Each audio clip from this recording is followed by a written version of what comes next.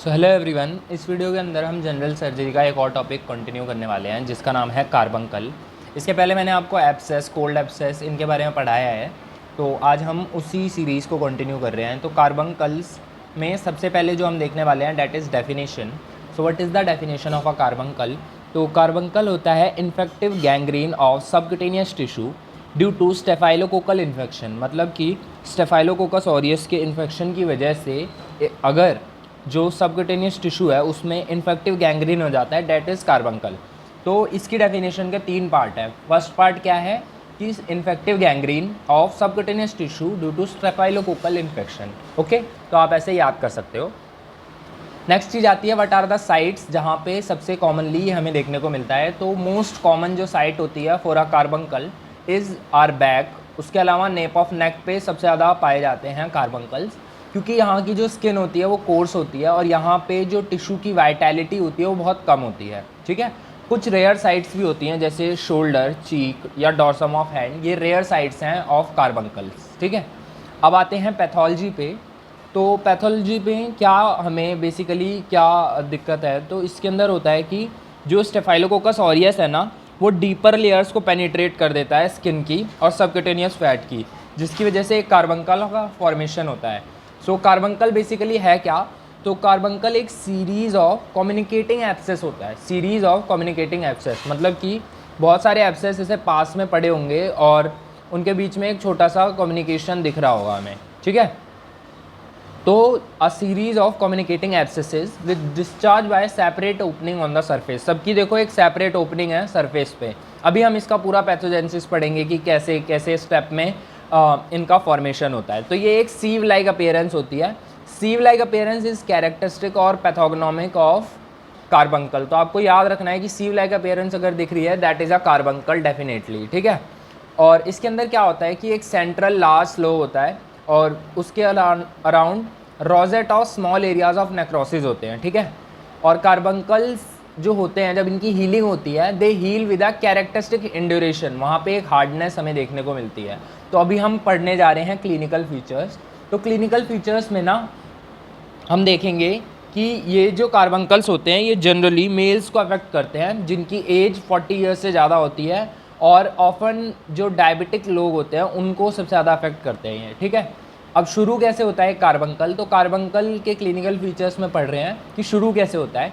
तो एक painful stiff swelling होगी जो कि बहुत रैपिडली स्प्रेड कर जाएगी और उसके अंदर हमें बहुत ज़्यादा हार्डनेस मतलब कि इंड्यूरेशन देखने को मिलेगा। देन जो उसके ऊपर की स्किन होगी वो रेड हो जाएगी, डस्की हो जाएगी और एडेमेटस हो जाएगी। ठीक है, तो आपको याद रखना है कि सबसे पहले एक पेनफुल स्टिफ स्वेलिंग होगी जो कि बहुत रैपिडली स्प्रेड कर जाएगी विद मार्क्ड इंड्यूरेशन। फिर जो ओवरलाइंग स्किन होगी वो रेड, डस्की और एडेमेटस हो जाएगी।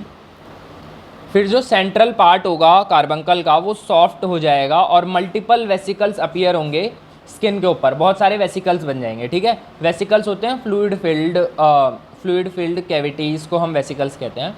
तो बहुत सारे वेसिकल्स बन जाएंगे।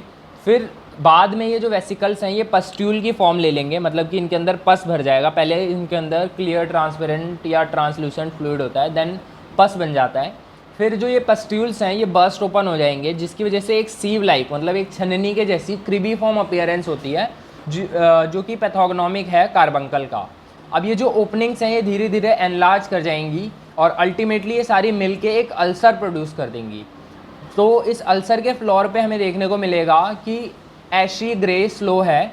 अब ये जो स्लो है धीरे धीरे ये सेपरेट हो जाएगा जो अंडरलाइंग स्ट्रक्चर्स हैं उनसे, और वहाँ पे एग्जीक्यूटेड ग्रैनुलेशन टिश्यू दिखेगा जो कि अपने आप हील कर जाएगा। बट अगर रेजिस्टेंस लो है इंडिविजुअल की, मतलब कि अगर डायबिटिक सब्जेक्ट्स में होता है जिनके अंदर रेजिस्टेंस लो होती है मतलब इम्यूनिटी डाउन होती है, तो उनके अंदर क्या होता है ये जो स्लोइंग प्रोसेस है ये इतना डीप तक जा सकता है कि ये मसल और इवन बोन को भी इन्वॉल्व कर सकता है। तो ये था बेसिकली कार्बंकल का कैसे कैसे कार्बंकल बनता है। अब इसका ट्रीटमेंट पार्ट देखने से पहले मैं एक बार ना इसी चीज़ को रिपीट करना चाहूँगा। तो इसके क्लिनिकल फीचर्स में हम देखेंगे पहले एक पेनफुल और स्टिफ स्वेलिंग होती है जो कि स्प्रेड करती है बहुत रैपिडली और उसके अंदर बहुत ज़्यादा हार्डनेस या इंड्यूरेशन होता है। फिर धीरे धीरे जो ऊपर की स्किन है वो रेड, डस्की और एडेमेटस हो जाएगी। अब ये जो skin red, dusky and oedematous हो गई है, इसका जो सेंट्रल पार्ट है उसमें सॉफ्टनिंग होगी और multiple fluid filled cavities fluid filled vesicles हमें देखने को मिलेंगे। उसके बाद ये जो वेसिकल्स हैं ये पस्ट्यूल्स बन जाएंगे। अब पस्ट्यूल बनने के बाद ये जो पस्ट्यूल्स हैं इनके अंदर पस भरा हुआ है ये बर्स्ट करेंगे और जिसकी वजह से एक सीव लाइक अपीयरेंस देखने को मिलेगी which is pathognomic of carbuncle. फिर ये ओपनिंग्स धीरे धीरे बढ़ती चली जाएंगी और अल्टीमेटली सारी मिक्स होकर एक अल्सर प्रोड्यूस कर देंगी। अल्सर के फ्लोर पे हमें ऐशी ग्रे स्लो देखने को मिलेगा। अब ये जो स्लो है इसको ये धीरे धीरे सेपरेट हो जाएगा जहाँ पे एक एग्जीक्यूटेड ग्रैनुलेशन टिश्यू देखने को मिलेगा जो कि खुद ही हील हो जाता है।